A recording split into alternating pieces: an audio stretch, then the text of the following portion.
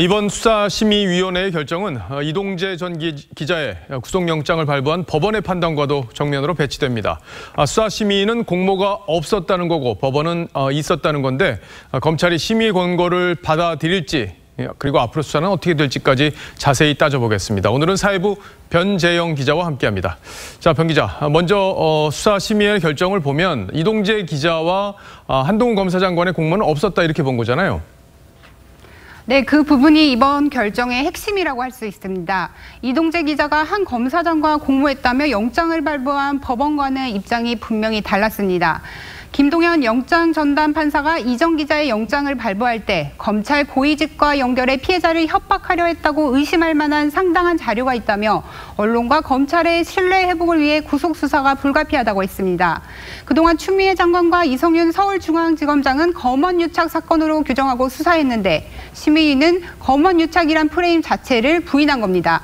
따라서 법원의 이정 기자에 대한 영장 발부 논란은 이어질 것으로 보입니다. 네, 그러니까 이제 결국 이동재 기자 측이 녹취록을 공개했잖아요. 그 녹취록을 이제 수사심의에서 봤을 텐데 법원과 검찰은 여기에 공모가 있었다고 본 건데 수사심의위원회는 일반인들이 참여했는데 거기서는 공모가 없었다 이렇게 이제 판단한 거다. 두 판단이 배치된다 이렇게 볼 수 있는 건데 자, 그렇다면 이 수사심의위원회 권고를 검찰에서 따를지 여부 이 검찰에서 누가 결정하는 겁니까? 앞서 추 장관은 서울중앙지검의 독립적 수사를 보장하라며 수사 지휘권을 발동했습니다. 사실상 윤 총장에게 이 사건에서 손대라고 경고한 건데요. 전국 검사장 회의에서도 잘못된 지휘라고 반대했지만 윤 총장은 추 장관의 지휘를 수용했습니다.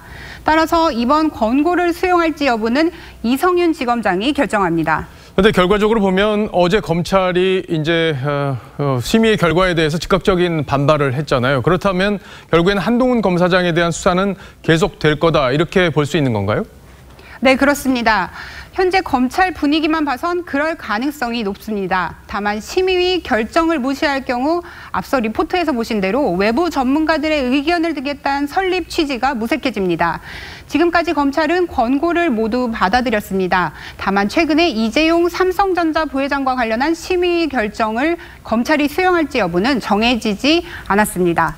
네, 사실 이제 윤석열 총장은 이번 사건을 최초로 보도한 MBC에 대한 수사, 여기에도 형평성이 있어야 된다 이렇게 이야기를 한 적이 있죠. 공모가 아니라고 판단한 이 심의의 결과, 이 결과를 감안해 볼 때 MBC 그리고 KBS 오보 논란을 빚었던 KBS에 대한 수사까지 진행이 될 거다 이렇게 예측해 볼 수 있습니까?